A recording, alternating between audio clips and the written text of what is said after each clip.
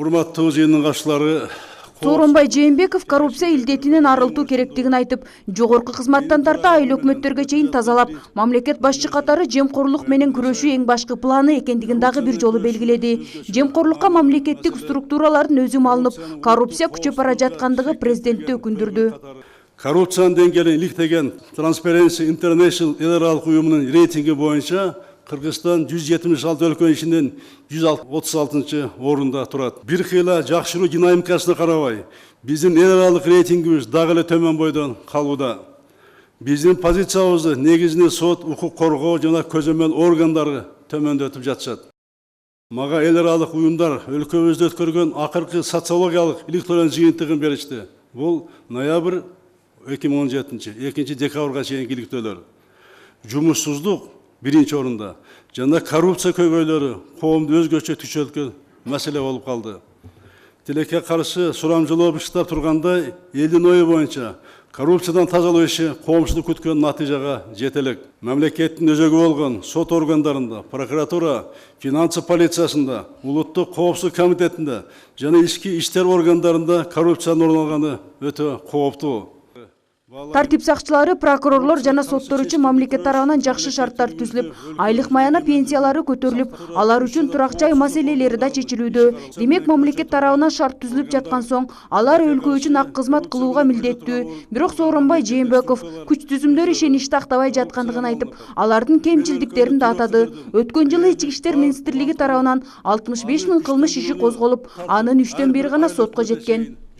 Силерден да Кыргызстаныбызга, мекенибизге таза, ак тилде кызмат кылууну талап кылам.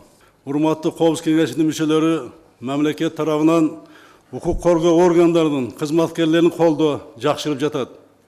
Акыркы 3 жыл ичинде укук тартиби жана коопсуздук органдарынын кызматкерлери үчүн 25 үй курулган.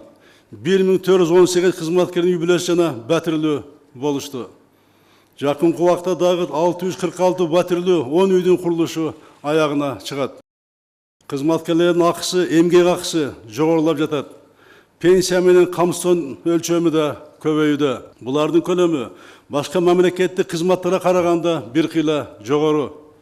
2016 жылы укук коргоо органдарынын кызматкерлеринин ишин колдоо, аларга бюджеттен стимул берүү системасы иштей баштады. Аталган органдардын материалдык техникалык базасы жакшырууда. Жогорудагылардын негизинде укук коргоо системасын натыйжалуу иштеш үчүн мамлекет тарабынан тиешелүү шарттар түзүлүүдө деп айтсак болот. Демек, бул органдардан жакшы натыйжаларды талап кылганга мамлекеттик бийликтин жада коомчулуктун толук укугу бар. Коомдогу негизги көйгөй болгон коррупция улуттук коопсуздугуна таасирин тийгизе турган чоң көйгөй экендигин мамлекет башчы өзү баса көрсөтүп жатканы президенттин саясий эрктүүлүгү дейт серепчи Эрлан Камалов. Көмүскө экономикада айланып жаткан акча реалдуу экономикага салыштырмалуу 6-7 эсеге көп. Эгер коррупция маселеси чечилсе, Кыргызстандын экономикасы жогорулап, кыска аралыкта кыйла алдыга жылмак. Ошондуктан көмүскө экономикадагы ар түрдүү законду, мыйзамды айланып өтүп, эч кандай мамлекеттик казынага пайдасын тийгизбей, ошол коррупционерлердин чөнтөгүн гана толтуруп жүргөн акчанын айлануусун акыры биз мыйзамдын күчү менен мамлекеттик казынага, мамлекеттик бюджетке бурууга убакыт келди. Ошондуктан биз президенттин айткан ар бир кызмат боюнча айткан баасы, анын ошол мониторинги, анан кийин келечек пландарын кое билип ошого айтып бергендиги, багыт көрсөткөндүгүн азыркы учурда ошол кызматтарды жетектеп турган адамдар дагы ойлонуп, ошол тазаланууга учур келгендигин сезип, жоопкерчилигин сезип, эгерде ошол реформаларды андан ары уланта албаса, сөзсүз алар өзлөрүнүн ордун бошотуш керек. Жаңы реформаторлордун, жаш, прогрессивдүү көз караштагы адистердин заманы келгендигин бардыгыбыз сезишибиз керек, моюнга алышыбыз керек. Канчалаган жылдар бою коррупциялык схемаларды түзүп алып, ошол схемалардын негизинде ийгиликке жетип келген жемкорлордун мыйзам алдында жооп бере турган учуру келгендей. Саясий эрки күчтүү президент эми коррупционерлерди четинен тазалайт деген үмүт чоң дейт саясий талдоочулар.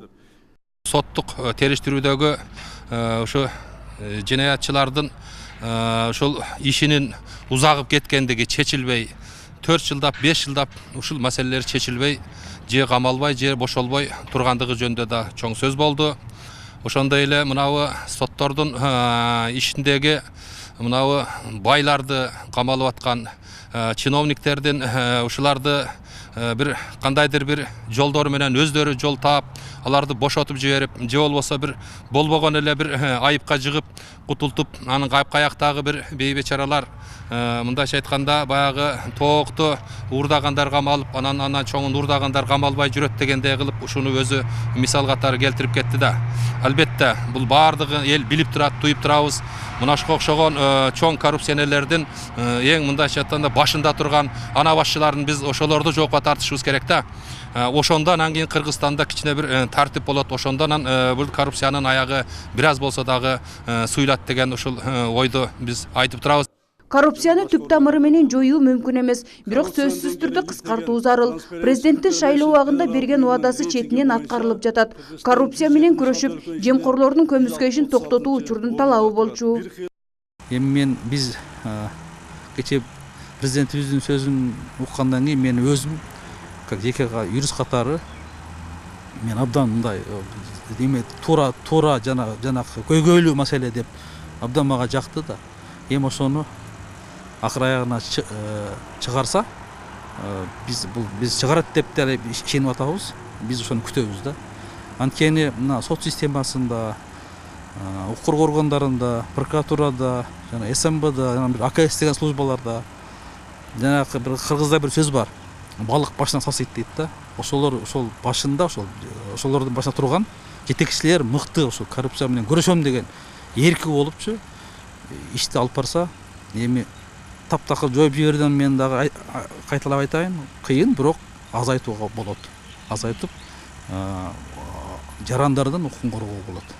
Президент Сооронбай Жээнбеков жемкорлук менен күрөшүп ар бир ишти кылдат карап, коррупцияга аралашкан кызматкерлер тазаланаарын эскертти.